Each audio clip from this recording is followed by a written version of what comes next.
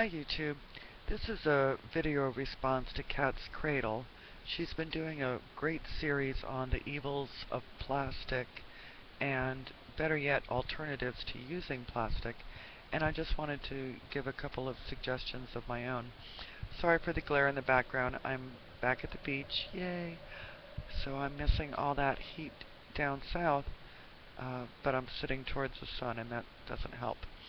Anyway, a couple of other suggestions. The ones she's made already, if you haven't heard her videos, are excuse me, glass fridge dishes, which are great. They also make ceramic ones. I know you can buy new ones from Lehman's. If you want to buy old ones, I do eBay, and there's yard sales, thrift stores, different places. But Hull China used to do some wonderful ceramic ones. And what's great about them, along with the Pyrex, is you can also put them in the microwave in the oven. And they come in all different sizes, from small to really large. I use them for bacon grease, I use them for making meatloaf, and then I just put a lid on it and throw it in the fridge when we're done, and they're wonderful. Some other suggestions I have, though, are a bread box, which is great for any baked products so that you don't have to wrap them in plastic.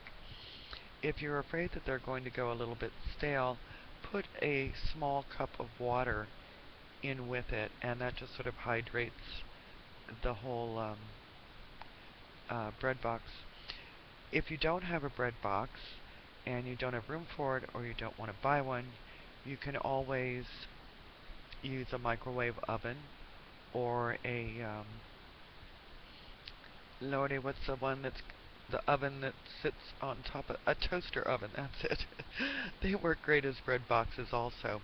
If you use your microwave a lot for heating and you don't want to clutter it up with baked goods, you can always put them on a tray inside the microwave, and that way you can easily take it out, use your microwave, and then set everything back in it. It's also great for keeping bugs away. Let's see, I had some other ideas. What were they? Sorry, I'm really derp here on vacation. La la la. Oh, when I get home, I can tell you, she's got me inspired. I have vinegar in plastic jugs. I'm taking all that out, putting it in glass. I save glass jars all the time. Peanut butter jars, jelly jars, anything I can get my hands on, to the point where it drives my family nuts because we have so many of them.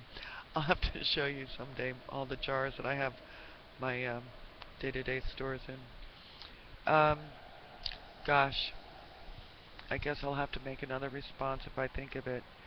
Um, but anyway, yeah, she's very. Oh, I know what I was gonna say. If you go on eBay, you can also find uh, older thermoses, stainless steel thermoses, such as Aladdin Stanley is one, and an actual thermos that were made in the USA. Um, because some of them, even though they say they're USA, they're not right now. Another thing I wanted to bring up is there's nothing wrong with using glass. For Pete's sake, we used glass for years. We glass soda pop bottles and um, glass juice jars, and everything was in glass. And okay, you can't bash it around the way you would a plastic container, but that doesn't mean that you can't successfully use it without breaking it. So, I mean, if you can't find things and purchase them in glass, at least transfer them as soon as you get them into a glass container. I mean, every little bit helps. It's crazy. A couple of other thoughts I had were not food related, but still on the theme of plastic. I find it a little bit crazy that now a lot of stores, you maybe are or not experienced in your area, are charging for plastic bags now. Great, that encourages people to use their canvas bags, but then what do? They go and they buy plastic trash bags. So, instead of using the grocery bag. So how crazy is that?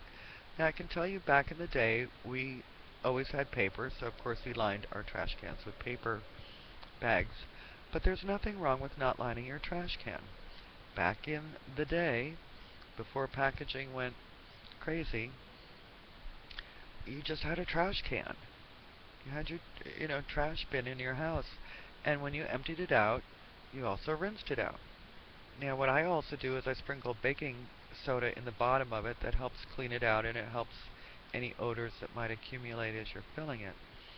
So anyway, those are some more ideas in avoiding plastic. I'm really enjoying this series, and thank you, cats. Take good care, folks.